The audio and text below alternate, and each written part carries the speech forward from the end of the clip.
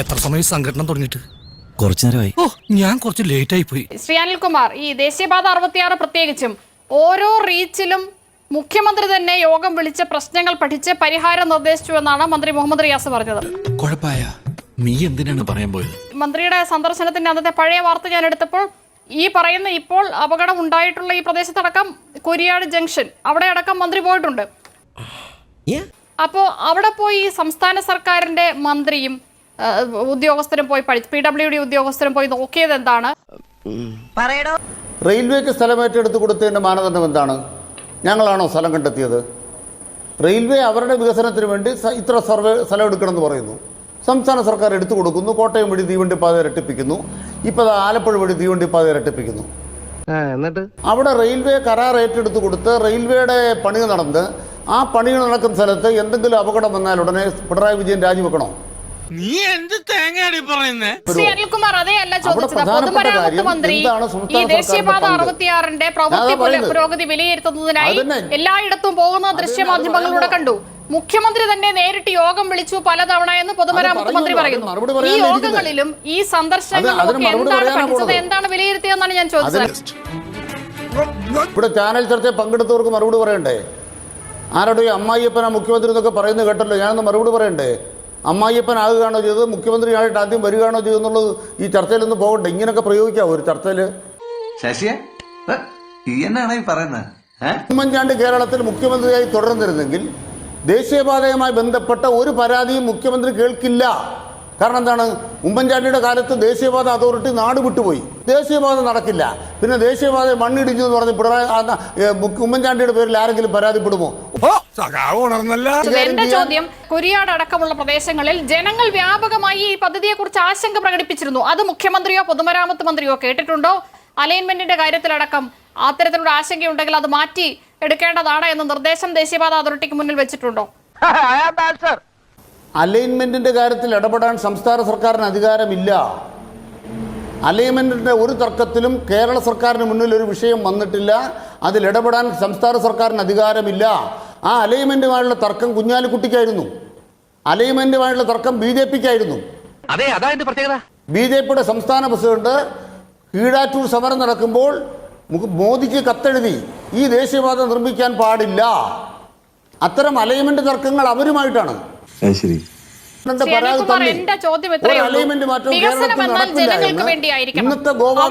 ഈ പദ്ധതി വരുന്നതുകൊണ്ട് ജനജീവിതത്തിന് ബുദ്ധിമുട്ടുണ്ടാകും എന്ന് ജനങ്ങൾ പറഞ്ഞപ്പോൾ ജനങ്ങളുടെ ആശങ്കകൾക്ക് പരിഹാരം കണ്ടെത്താൻ നിങ്ങൾ എങ്ങനെയാണ് ശ്രമിച്ചിട്ടുള്ളതെന്നാണ്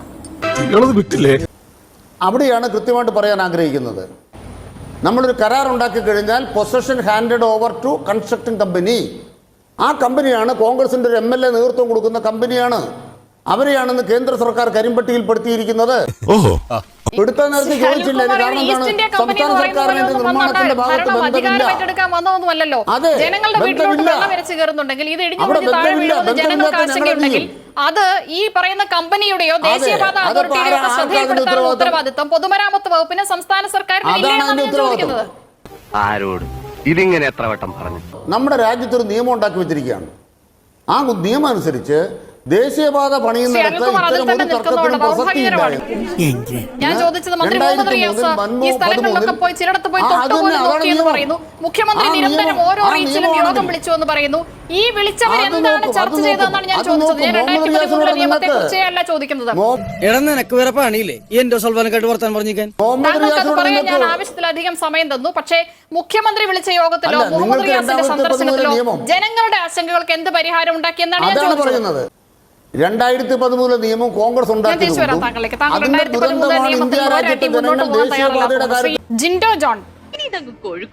നിഷ, ഈ മുഹമ്മദ് റിയാസ് എന്ന് പറഞ്ഞ മന്ത്രി 3 ദിവസത്തിന് ശേഷം കേരളത്തിലെ പൊതുസമൂഹത്തിന്റെ മുമ്പിൽ പ്രത്യക്ഷപ്പെട്ടതിൽ നമ്മൾ അദ്ദേഹത്തോട് നന്ദി പറയണം. കാരണം ദേശീയപാതയിൽ വിവിധ സ്ഥലങ്ങളിലായിട്ട് തകർച്ചയും തളർച്ചയും ഒക്കെ ഉണ്ടായപ്പോ ഒളിവിൽ പോയ മന്ത്രിയെ നമുക്ക് കണ്ടുകിട്ടിയല്ലോ.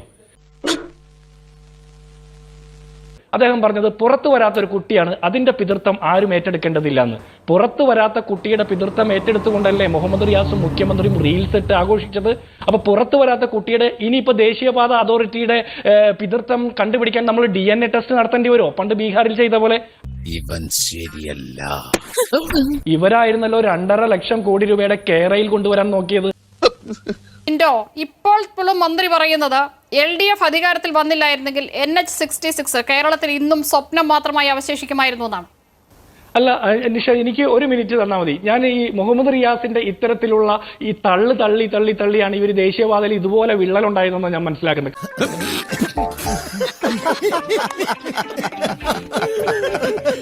ഞാൻ ഈ പറയുന്ന വീഡിയോ നിങ്ങൾക്ക് കേൾക്കാൻ പറ്റില്ല. ഞങ്ങൾ എല്ലാവരും ഒരു ടീമായി സഞ്ചരിച്ചുകൊണ്ട് പരിശോധിക്കുന്നുണ്ട്. ഞങ്ങൾ ഫീൽഡിൽ സ്ഥിരമായിട്ട് പോകുന്നുണ്ട്. ഇത് കംപ്ലീറ്റ് മുന്നോട്ട് കൊണ്ടുപോകേണ്ടത് സംസ്ഥാനത്തെ പൊതു മരാമത്ത് വകുപ്പാണ്. ഇതിന്റെ പ്രവൃത്തി, ഇതിന്റെ കാര്യങ്ങൾ എങ്ങനെയാണ് പോകുന്നത്, ഇതിനെയൊക്കെ കോർഡിനേറ്റ് ചെയ്യുന്നുണ്ട് മുഖ്യമന്ത്രി. എന്താ ഉറക്കം വരുന്നു. ഈ ചർച്ചകൾക്കെല്ലാം അടിസ്ഥാനമായത് ഈ തരത്തിൽ മന്ത്രി ഇങ്ങനെ ദേശീയപാതയിലുടനീളം നടക്കുകയും സെൽഫി എടുക്കുകയും ഏത് ദേശീയപാത പുരോഗതി വിലയിരുത്താൻ പോയാൽ അവിടെയെല്ലാം മാധ്യമങ്ങളെ വിളിച്ചു കൂട്ടുകയും ഇത് സംസ്ഥാന സർക്കാരിൻ്റെതാണെന്ന് പറയുകയും ഈ ദേശീയപാതയുടെ പിതൃത്വം ഏറ്റെടുക്കാൻ മറ്റാരും വരേണ്ടതില്ല എന്ന് മന്ത്രി പറയുകയൊക്കെ ചെയ്താണ് ഈ കുഴപ്പമായത്. അല്ലെങ്കിൽ ഇപ്പൊ ഇതിന് പുറത്ത് ആരും പൊതുമരാമത്ത് വകുപ്പിനോട് സംസ്ഥാന സർക്കാരിനോട് ചോദിക്കാൻ പോവില്ലായിരുന്നു. ഇതിനാണ് അവനവൻ പാരാന്ന് പറയുന്നത്.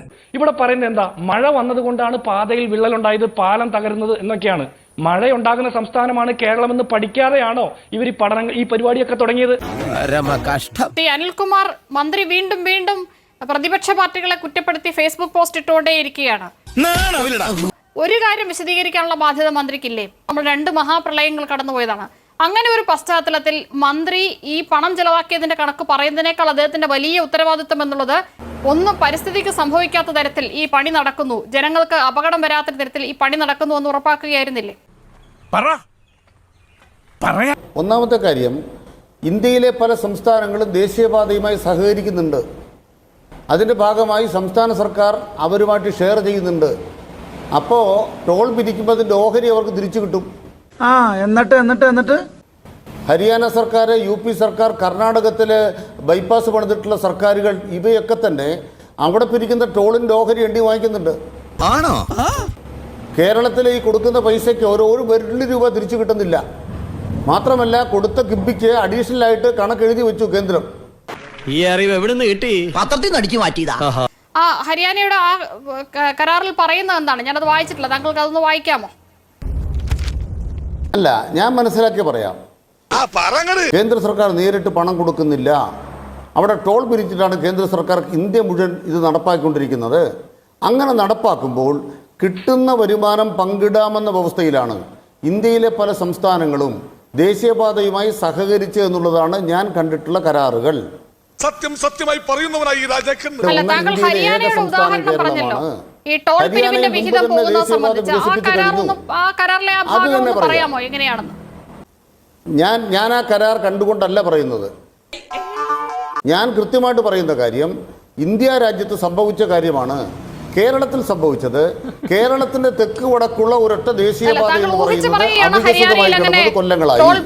ഇത്തരമൊരവസ്ഥ ഇന്ത്യയിൽ ഉണ്ടായിരുന്നില്ല. സ്ഥലമേറ്റെടുപ്പിന് പണം കൊടുത്തത് താങ്കൾ ഊഹിച്ച് പറയുകയാണ്. നിനക്കതൊക്കെ എങ്ങനെ സാധിക്കും? അങ്ങനെയാണ് മറ്റു കരാറുകൾ. ഊഹിച്ചിട്ടില്ല. ഞാൻ ബാംഗ്ലൂരിലെ കരാർ കണ്ടിട്ടുണ്ട്. അത് തന്നെ ഞാൻ കൃത്യമായിട്ട് പറഞ്ഞല്ലോ. നിങ്ങൾ വ്യത്യാസം മനസ്സിലാക്കുക. ഞാൻ അത് തന്നെയാണ് അങ്ങോട്ട് പറയുന്നത്. ദയവായി ഒന്ന് കേൾക്കൂ. എന്താ ഞാൻ പറഞ്ഞെന്ന് മനസ്സിലായിട്ടില്ലെങ്കിൽ എന്താന്ന് വെച്ചാ ഒന്ന് പറഞ്ഞു തുലക്കടോ. കേരളത്തിന്റെ പ്രശ്നം എന്താ? ദേശീയപാത വികസനം 30 മീറ്റർ വേണോ 15 മീറ്റർ വേണോ എന്ന് തർക്കമുണ്ടായി. ഇവിടെ വഴി സ്ഥലം ഏറ്റെടുക്കാൻ